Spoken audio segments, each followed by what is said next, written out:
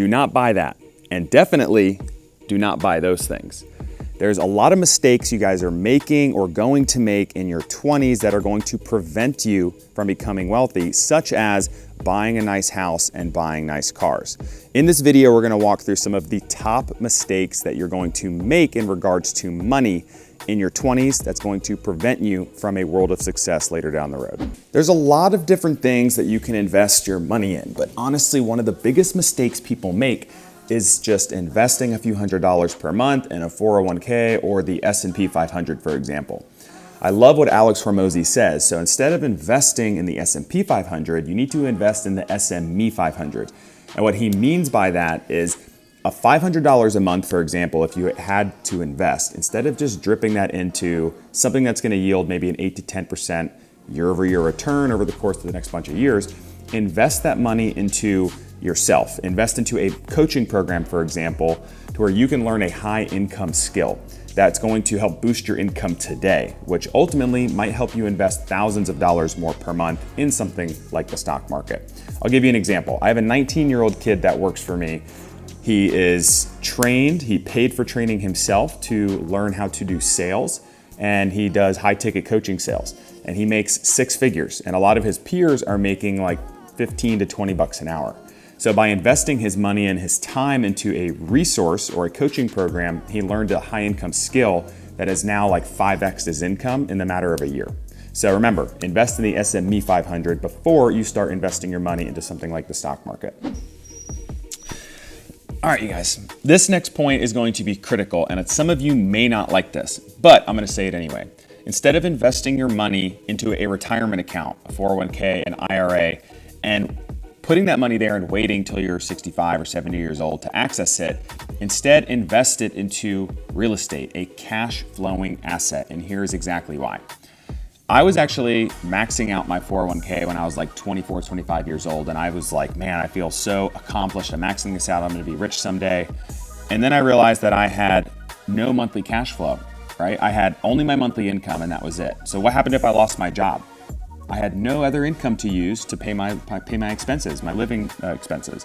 So what I would suggest, and this is what I did, I actually liquidated my 401k, my wife liquidated her IRA, and we bought this property, which is in Nashville, Tennessee. It's a little 2-bedroom, and we paid the 10% tax or penalty, whatever it is, on our retirement accounts.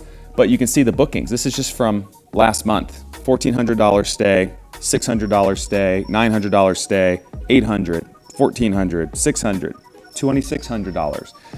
This property has consistently done about $140,000 a year in revenue on Airbnb, and we've netted around $72,000 to $76,000 per year cash flow. And we're getting equity and appreciation in that house over time.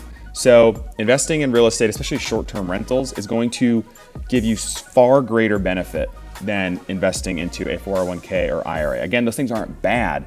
They're just not going to help you build extreme wealth like real estate can. If you guys want to learn how to do short-term rentals, by the way, I'm going to leave some information on BNB Investor Academy in the description below. There's a full-blown mentorship and coaching program. We've helped over 1,000 people so far get started and scale on short-term rentals. So if you guys think that's something you're interested in, highly recommend checking out that info below. Another big mistake a lot of people make is known as lifestyle creep. And this is basically each time you upgrade your income level, you also simultaneously upgrade your lifestyle. For example, let's say you're making $50,000 a year, you get a promotion, now you're making $70,000 a year. That's $20,000 income increase, of course, before taxes. So what a lot of people do is, hey, I earn that, I work hard for it, I'm gonna go get a nicer apartment, or I'm gonna go get a nicer car, go on nicer vacations. And of course, there's nothing wrong with rewarding yourself. The problem with that is you're basically perpetually gonna stay broke, right? Because you're just replacing what you already have with something more expensive. So you're still gonna have to go trade more time, make more money in order to afford those things. So instead of doing that, don't increase your lifestyle. Let's say you make 20 grand more per year. Now you have $20,000 more per year to invest in yourself, into a business, into whatever it is.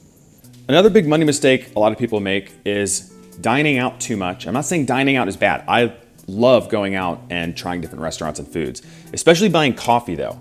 If you guys are daily Starbucks buyers, let's say you're spending $5 a day, 5 days a week, and that's your daily Starbucks run. That might be your thing, but that adds up to about $1,300 a year on just coffee alone.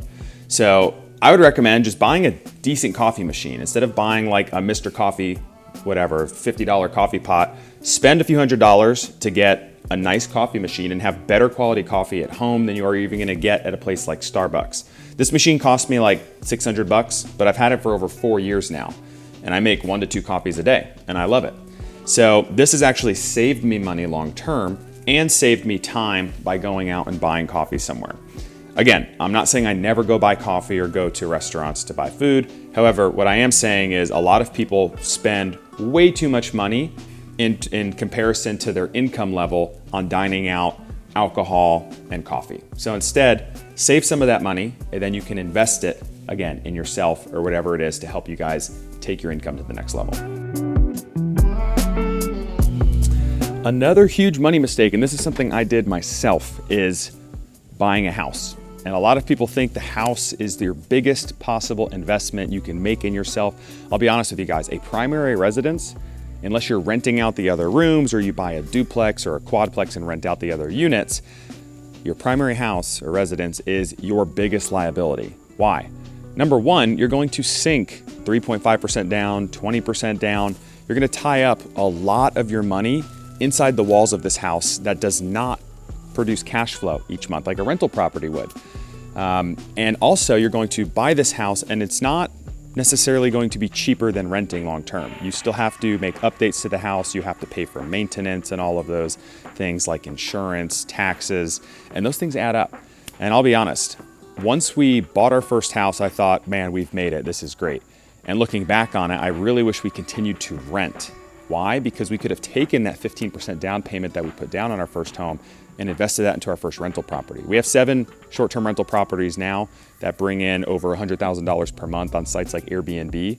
And honestly, I just think about that. How much further along could we have been today if we invested that money into real estate instead of buying a primary residence? The next thing, which is a big money mistake, is buying a nicer car or even buying a car at all for that matter.